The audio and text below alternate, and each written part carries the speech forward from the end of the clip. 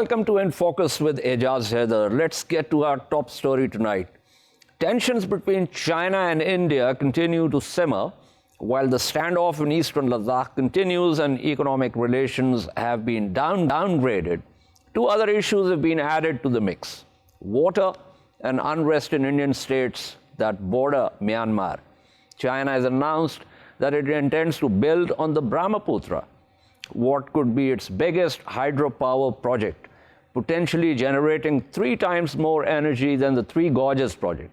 The Three Gorges Dam is currently the largest dam in the world. Indian analysts have already voiced fear that a project of such scale could negatively impact India's water and food security. Some say China could also weaponize water if relations go further south. India and China do not have a water sharing agreement. In the northeast, along the Myanmar border, India has accused China of supporting rebel groups fighting for independence from India. To discuss the state of relations between the two big neighbors, we are joined by Dost Mohammad Barish, who is an analyst at the Islamabad Institute of Strategic Studies. And we also have with us Ross Feingold, Head of Business Development at SafePro Group. Thank you to both participants. Ross, a couple of things about the Brahmaputra River. Well, it's actually called the Brahmaputra when it enters India. Yalung Sangpo is the name in Tibet from where it originates. Its headwaters are in Angsi Glacier, and it's the 9th largest in the world in terms of discharge and 15th longest river. Now, India and China do not have a water sharing agreement. So Indians are saying, well, you know, this could have a negative impact on our food and agriculture.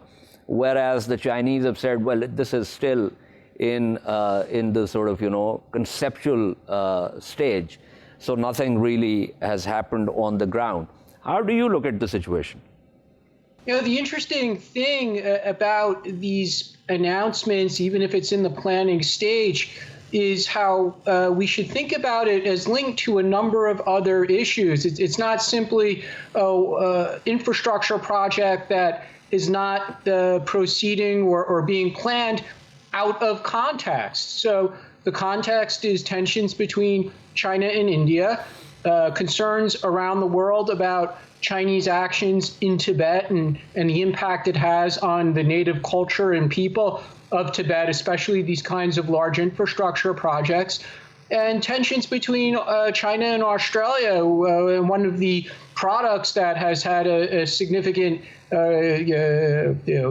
or that is a significant part of the trade tensions is coal export. So China, of course, understandably looking for energy security, and it comes amid disputes with one of its major coal suppliers. So they're also announcing an energy project amid this context. So we shouldn't think of these issues as separate or unlinked from the wider environment involving China and its neighbors or its major trading partners. Right. Now, here's the cross. We have in Pakistan, we are the lower riparians, just like in the case of the Brahmaputra, India is the lower riparian. We, as the lower riparians, have a water sharing agreement with India. It's called the Indus Waters Treaty.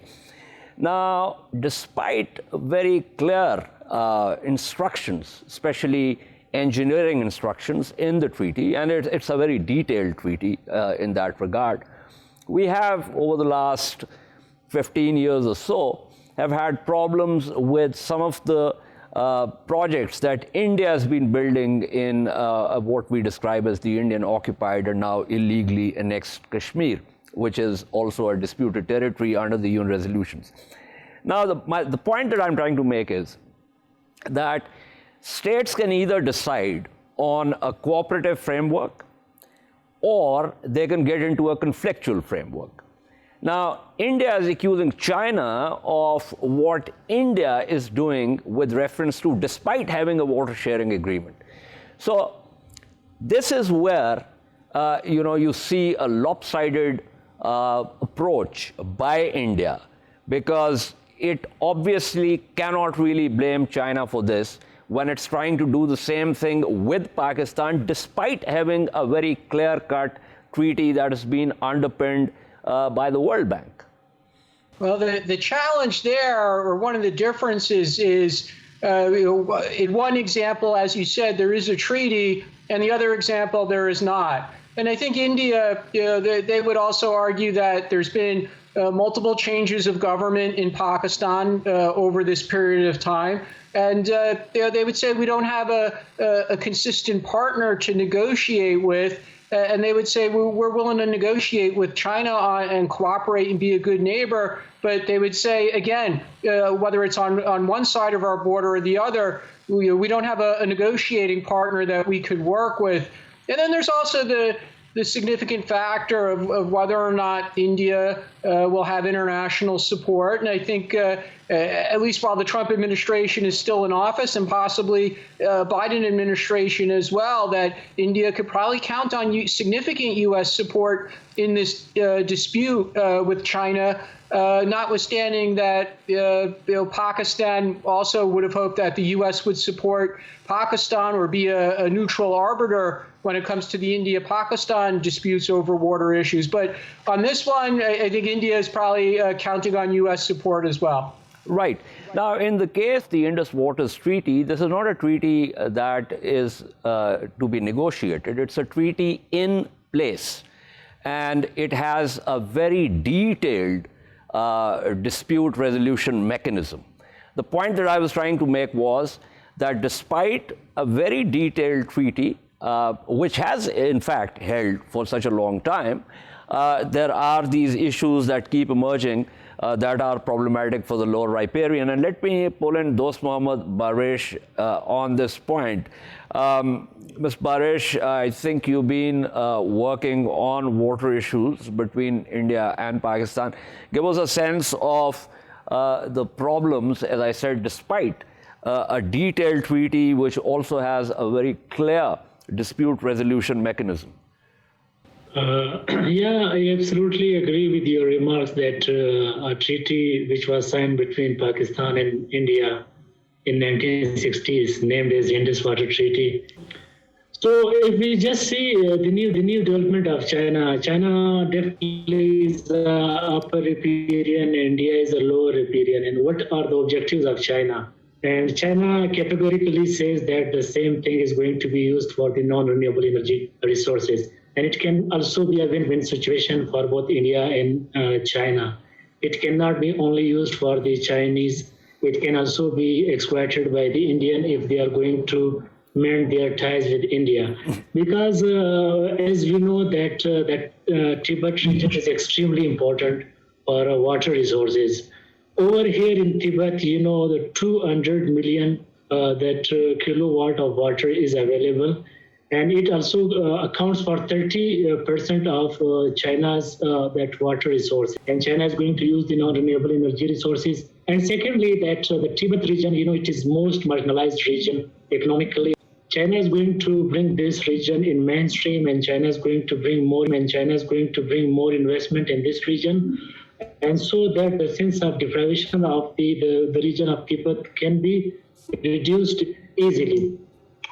The third thing that which is extremely important for I have heard from the negotiation that regional politics is also extremely important, which needs to be brought under the consideration. Like last month, that Malabar naval exercise, and which was being carried out by the Quad countries, particularly America, Japan, Australia, and India. And before that, the Quad meeting was held in Tokyo on 6th October in Japan. The sole purpose of these meetings and the Malabar exercises are attributed to counter the Chinese influence in the region. Because these four countries view China as an aggressor in the region. And to be honest with you, that if we just see the Chinese new development, which is only based on win-win situation and win-win cooperation. And it is also very interesting to note that India is that second largest trading partner of China. So it is also very amazing to see that India jumps at bandwagon of the America. Instead of America, India needs to maintain ties with China, because China, we know that it is a neighboring country of India, so that Right. So I get your point with reference to the broader geopolitical picture. Thank you so much. That was Dost Mohammad Baresh speaking with us. Let me go back to Ross Feingold here. Ross, you also made this point that this has to be sort of placed in the larger geopolitical picture. Now, here's the thing. There is an existing superpower, which is the United States of America. China is an emerging power. And so if you look at it in terms of structural realism, then friction is likely to emerge between the existing power and, presumably the challenger. But what we have seen of China is also about a lot of business and connectivity. For instance, we discussed, if you recall, on this program, the Regional Comprehensive Economic Partnership, which is the largest free trade bloc that has emerged. And China is obviously the top-notch economy within that bloc. And Australia is part of that, Japan is part. So you've got two Quad countries that are part of that. And they managed to sort of finally sign off on it after India left it in 2019.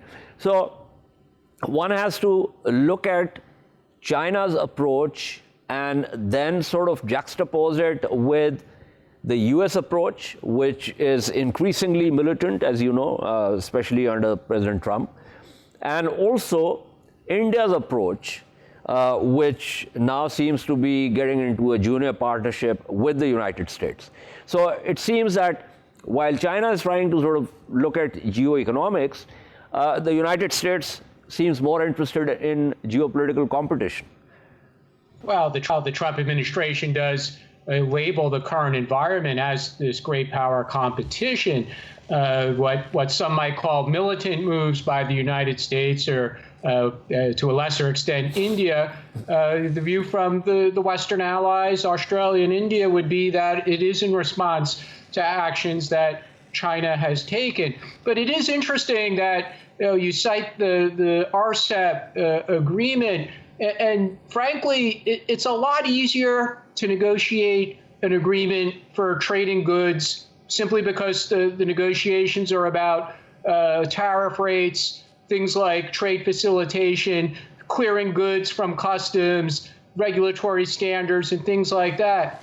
It's a lot easier to negotiate than something like a water treaty. And you've mentioned the treaty between India and Pakistan. And although it's a treaty with a lot of detail that's been enforced for decades, it's very difficult to actually enforce it, as you mentioned, when there are disputes and there is a dispute settlement mechanism.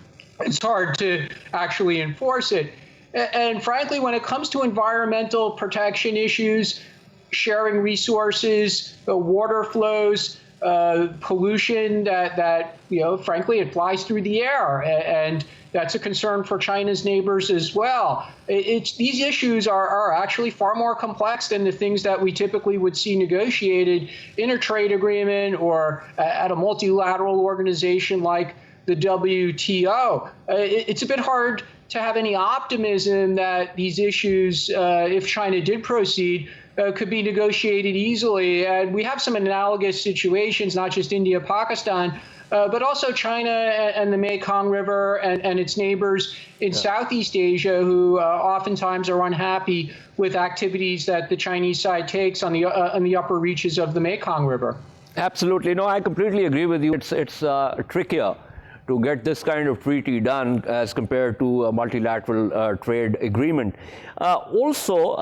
Finally, Ross, give me a sense of there have been these previous treaties in the 60s, 70s, and they're focused more on the engineering part of this. But over the years, with climate, environment becoming a big thing, there is also a lot of literature. In fact, there's an increasing corpus of literature that deals with the ecology of rivers and various other natural habitats. So I'm assuming that when 2 states or 3 states perhaps, or 4 states, depending on, lots of these transboundary rivers, actually get into some kind of treaty that is not just about the engineering side of things, but also the ecology of the basin itself and the river itself. Well, certainly, and things like overfishing, for example, are a significant issue in parts of the world because of the long history of really not taking this issue into account. All sorts of pollution that is in the waters, and really, it's hard to predict the long-term effects because we know that scientists argue, and in the United States, we do have a lot of scientists who dispute some of the claims about climate change and some of the impact of just general infrastructure building. And then again, as we've been discussing, this is mixed in with the broader geopolitical concerns, border disputes, military disputes, and things of that nature. One thing to watch, though, as we get into next year, will be what positions the Biden administration takes. They've appointed this climate change czar and John Kerry, the former Secretary of State, and it's clear that the Biden administration will want to take a more vociferous role on these issues globally. But whose side they're going to take when it's a bilateral dispute, such as between India and China or India and Pakistan, that's a big question mark. Absolutely. Thank you. That was Feingold speaking with us. I'm also joined by Andrew K.P. Leung, who's chairman of Andrew Leung International Consultants and an international and independent China strategist. Mr. Leung, thank you for being on the program. We're talking about this project that the Chinese have been saying that they'll shortly announce, something which is 3 times the size of the Three Gorges Dam, which currently is the largest dam in the world. And the Indians are getting particularly worried about this. And last Thursday, their Ministry of External Affairs spokesperson said that it's carefully monitoring all developments around the river. The government has consistently conveyed its views and concerns to the Chinese authorities and has urged them to ensure that the interests of downstream states are not harmed by any activities in upstream areas. Give me a sense of, the Chinese are really big on hydro power projects. What exactly is happening here? The U.S. is already talking about the whole sort of geopolitics around the Tibetan Autonomous Region, and this is going to be in Tibet, just north of where the river goes into an Indian state. So just give me a sense of how this is unfolding, or what could be the likely problems. Well, as far as China is concerned, water is a huge issue because although China's economy is the second largest in terms of water, fresh water availability is extremely deprived. In fact, the average water availability, fresh water availability on a per capita basis is almost 1/3 of the world average. In other words, is even more water deprived than some of the poorest countries on earth. And this is compounded by the lack of water in the northern China. But there is too much water, a lot of flooding, south of the Yangtze River. Now, as far as the North China is concerned, there's a lot of arid regions, but then the water resource of northern China resides in the Himalayas. The glaciers, and they are within China's territory, the so-called upstream. Now, this is not just a Chinese problem. In fact, the kind of water dispute between India and Pakistan is also something to do with who controls the upstream water resources and the downstream water resources. Correct. And as far as the Himalaya is concerned, it's not just China and India, but it's also China and the so-called Mekong River. Now, here we come into, apart from just fresh water, it's also ecology, because the ecology is very complex.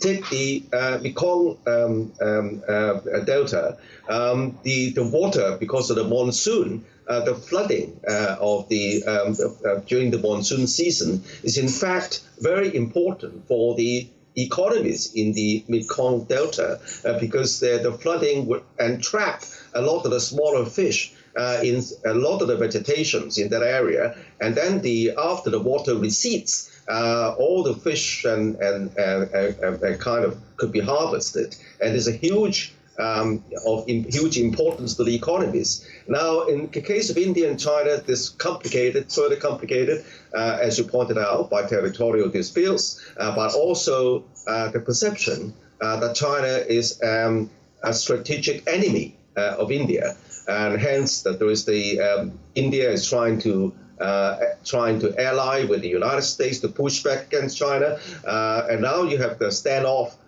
in the kind of hotly disputed areas near Tibet and so on and so forth. So this is a all-dimensional kind of issue. Right.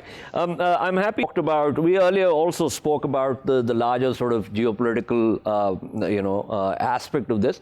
But it's interesting that China has been talking about the BRI, which is about connectivity. Then, of course, there's the Regional Comprehensive Economic Partnership, which is now the largest free trade bloc. But on the US side, we see a greater emphasis on geopolitical, not just rivalry, but if we cite what's been happening during President Trump's administration, that geopolitical sort of a competition, a conflictual competition. So it seems that somehow the United States and its allies, for the most part, are not really impressed by what China says about connectivity and the cooperative, framework, and the fact that it wants to focus on geoeconomics. Now, is that a failure of the Chinese narrative, or is it that the United States thinks that China is a challenger and therefore it's going to just simply focus on the geopolitical rivalry rather than on the benefits of geoeconomics? Well, in fact, it's again a very complicated situation which I would love to unpick. First of all, the first dimension is that there is a realization that China is now growing to be more and more powerful. And then in the eyes of the United States, China becomes existential threat, threatening Americans' dominance in the Asia Pacific. For example, this turning bare rocks into militarized islands. And then the fear is that somehow China would exercise a kind of moral doctrine, pushing the United States out of the Asia Pacific. And also technologically, China seems to be eating Americans' lunch in sort of 5G and so on and so forth. A far cry from the days when China was assisted to come into the WTO, when only China's produced Nike shoes and T-shirts, which didn't threaten Americans' commercial interests. And thirdly, there is the realization that China is coming from a different ideology. And that ideology, in fact, seems to govern that people much more better. In the sense of the people's support of their government. According to the latest Harvard Kennedy School study, which was out only about a couple of weeks ago, China is amongst the top countries in the world where most of the people support their government. And that compares poorly with countries with supposedly a lot of democracies. So all these complications feed into the kind of perception, and it is bipartisan in the United States, agreed not just the Trump administration, but also the Democratic Party, that China needs to be confronted. As far as the Biden administration is concerned, the difference is that the Biden presidency would work more together with the allies. Now, but then the American allies, they are not 100% allies in a sense because they don't want to be forced to choose. And a lot of the so-called American allies in the, for example, in Southeast Asia, those who are members of the RCEP, they obviously value China as an economy, as an investor. So they don't want to confront China 360 degrees. But then, on the other hand, they would rely on the United States on the kind of military cover so as to hedge against China's dominance. So again, you have a very complicated situation here, but you need to focus on each of these elements to be able to understand the full picture. Right. The situation indeed very complex. Thank you so much. That was Andrew K.P. Leung speaking with us. We shall take a short break and return to discuss a report by Stockholm International Peace Research Institute that says defense exports by 4 top Chinese companies rose by 4.8% in 2019. Stay with us.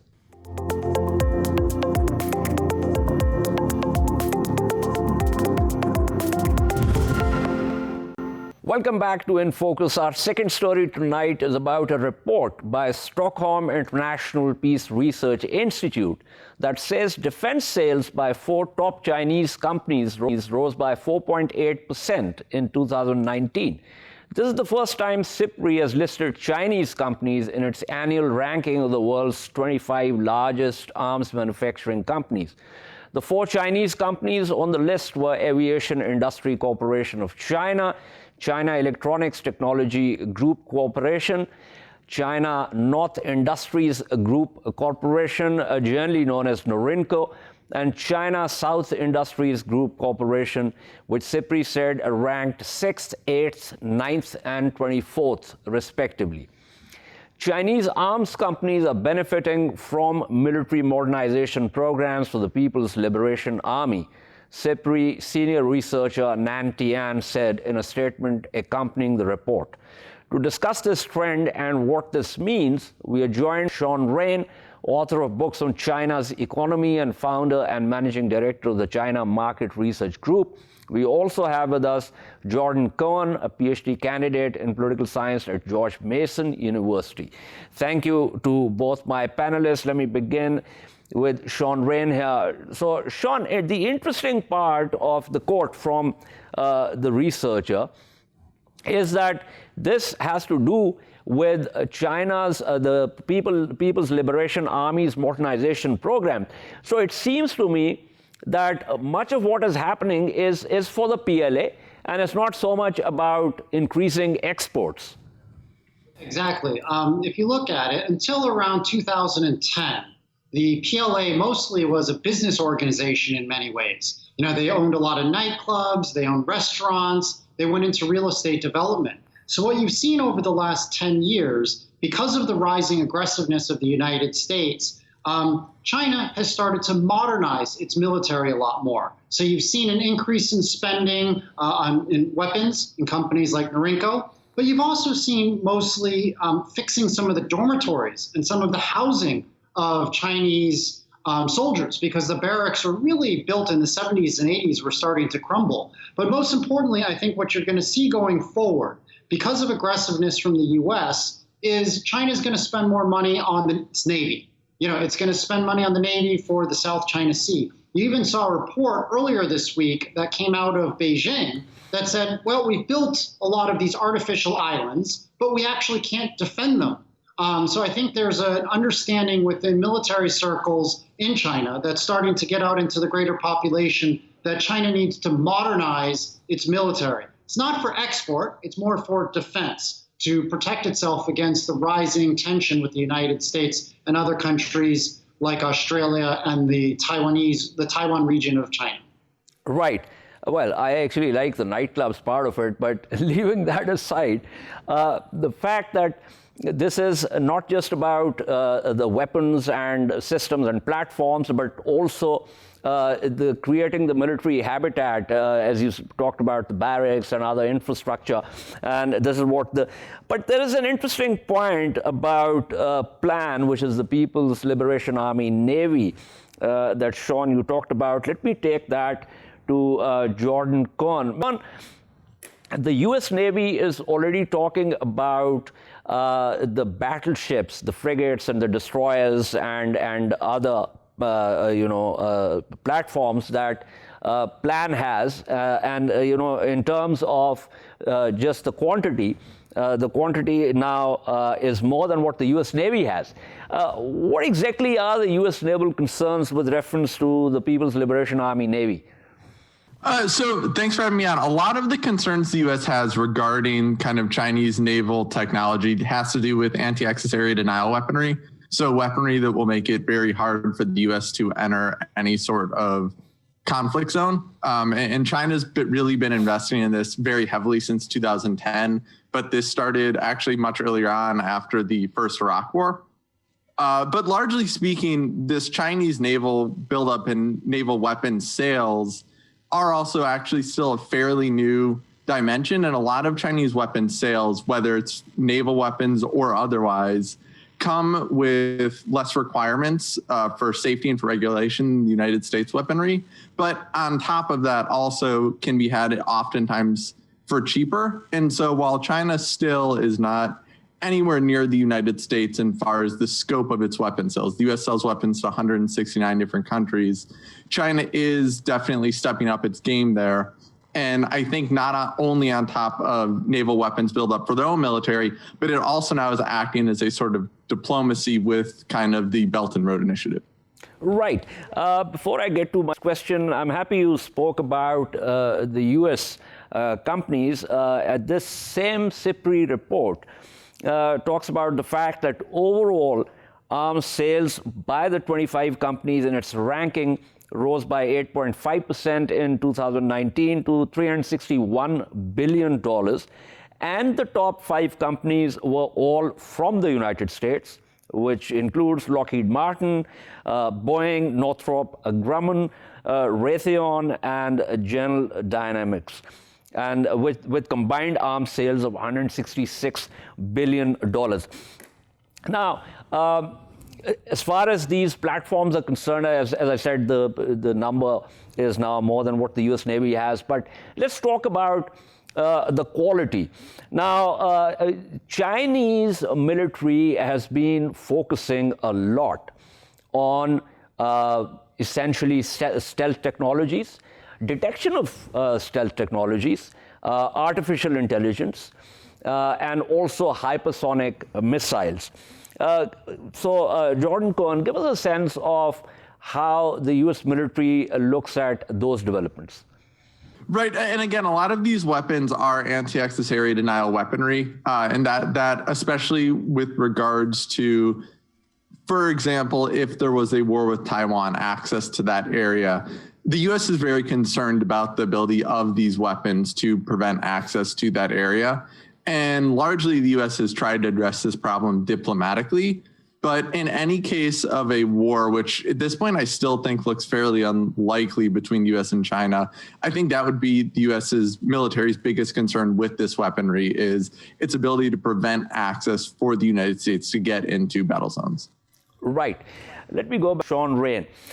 Sean, Jordan Cohen is saying, well, the U.S. has tried to address this diplomatically. Now, without prejudice to his point of view, when I look at it as a neutral observer in a third country, I see, especially the last 4 years of the Trump administration, that the United States has been extremely aggressive, and instead of looking at China as a strategic rival, has actually now looked at China in a increasing conflictual framework.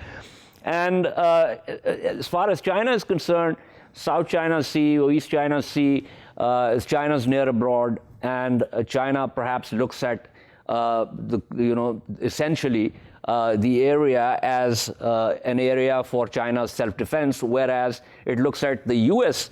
Outreach or flag reach as something which is about U.S. power projection. Is that sense, would you agree with that sense? I agree with you. I don't think the United States over the last 4 years has tried diplomacy at all with China. I don't think that there has been a lot of discussion at the diplomatic level where people were trying to find common ground. You know, under the Obama administration, there were discussions. People would talk, they would respect each other, there would be differences of opinion. But under the Trump regime, there has been none of that, especially under Secretary of State Pompeo. If you look, Pompeo comes from a military background and spy background. David Stilwell, the Assistant Secretary of State for East Asia, also comes from a military background. So the true diplomats, the people that I respect in the Foreign Service, actually a lot of them have resigned in protest under the Trump regime, and they've been replaced by loyalists to the Trump himself, and a lot of them have military background. The other concern that I have going forward, even under a Biden administration, is if Lloyd Austin is actually nominated and is the next Secretary of Defense, it's the same old, same old. He is on the board of Raytheon. He ran the U.S. military in Iraq. So the problem is the United States continues to export at a growth of 8%, as you noted, versus China growth of sales only 5%. Because the U.S. just loves to be in endless wars and likes to create enemies where there are no enemies in order to sell weapons and for their executives, like Austin, to go into the Secretary of Defense and the Pentagon. Right. John, Sean Reyne is raising some very important points with reference to the Trump administration and also going forward what he thinks of the likely approach by Joe Biden's administration. Now, my question is that, of course, there is an existing superpower, there's a rising emerging power, so there's going to be friction. But would you agree that perhaps it would be more beneficial on both sides to have some kind of Lockean cooperative framework rather than looking at it in a purely Hobbesian term? Absolutely. I actually agree with pretty much everything Sean just said there. I have written and published on how U.S. sales to Taiwan under Pompeo are designed pretty much specifically to be threats to China, right? So the F-16 sales, the recent tank sales, these are, and missile sales, these are definitely threats towards Beijing. And that's what the Trump administration is framing them as. They're not even hiding it. I do believe that under a Biden administration, just based on Joe Biden's history in politics, there will be an attempt at diplomacy, at easing of tensions. While, yes, again, I agree with Sean, it seems like he's bringing in the same old to his defense kind of team, to his foreign policy team, and that is very accurate. Biden, historically, outside of a vote on the Iraq War, has more or less been much more kind of a guy that is going to try to resolve things peacefully. I also think both U.S. and China, there could be kind of these war of words, but ultimately they don't really have much of a choice either way. They're going to need to address this diplomatically because for both countries, going into a war is going to be too costly. Now, when it comes to weapon sales and that 8% growth number, the U.S. sells weapons to 169 different countries across the globe, and inertia in the U.S. is always towards selling weapons. And so the challenge for any administration is going to be, A, can we restrict these sales, which Trump has made very difficult from a few of his diplomatic actions, but B, also, is there a way these sales can continue without us over-militarizing the globe and threatening countries like China? Correct. Before I wrap up, Sean Reyne, here's something that I'm kind of hoping for, although, as we all know, hope is a four-letter word in strategy. But given the internal dynamics right now with the COVID threat, with rising unemployment and economic slowdown, so President-elect Biden will have his plate full with reference to how he's going to set the house in order. And it seems to me that Beijing, given its, at least, the U.S. thinks it's rhetoric, but given its idea of, trade and geoeconomics, and perhaps Beijing could approach Washington in ways that could heal some of the scars that the Trump administration has left on the relationship? Actually, yesterday, Wang Yi, the foreign minister for China, said, we hope to work and cooperate with President-elect Biden. We hope that he's going to come more to a rational standpoint.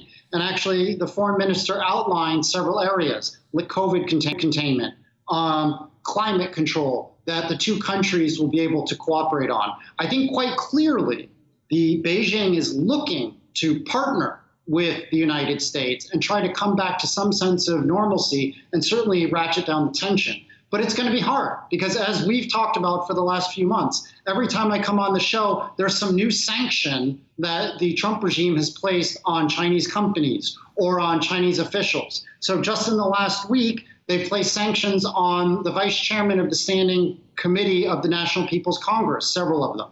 They've also said they're going to change the visa rules. So now Communist Party members, and there are about 90 million of them, can only come to the United States on a tourist visa for a single entry 30-day visit. Before, they could get 10 years multiple entry. And not only is it against just Communist Party members, it's also their immediate family. So the United States is being hypocritical, and they're penalizing completely innocent family members of Communist Party members. There are about 270 million Chinese now who are not going to want to visit the United States anytime soon. So it'll be hard for Biden to roll back everything because there's just so much mudslinging coming from Pompeo. Absolutely, and let's just hope, and I agree with you. I mean, you and I have talked about these sanctions for any number of times.